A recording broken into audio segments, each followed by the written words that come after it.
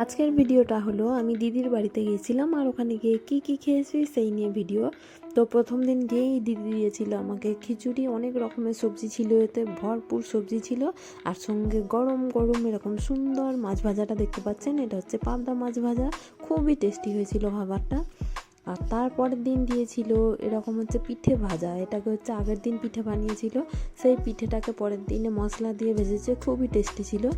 আর তারপরের দিন দিয়েছিল এই মাছের ঝালটা, আর সঙ্গে ছিল আলু ভাতে, শাক আর শিম ভাতে আর ভাত। পরের দিন দিয়েছিল এই সুন্দর টেস্টি স্যান্ডউইচটা, এর ভেতরে ছিল চিজ, কলা, অনেক রকমের মশলা, অরিগ্যানো আর ঘি দিয়ে ভেজেছিল পাউরুটিগুলো, খুব সুন্দর খেতে হয়েছিল।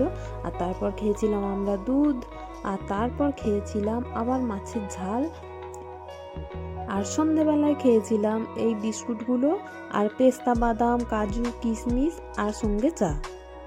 আমি পেস্তা বাদাম তো এই প্রথমবার খেলাম, আগে খেয়েছি কেক ওইসবে দেয়া থাকে, কিন্তু এরকম গোটা বাদাম আমি এই প্রথমবার খেলাম। বাদামগুলো খেতে খুবই টেস্টি ছিল। আর রাত্রে খেয়েছিলাম এই সুন্দর পাটিসাপটাটা, যেটা খেতে খুবই ভালো হয়েছিল।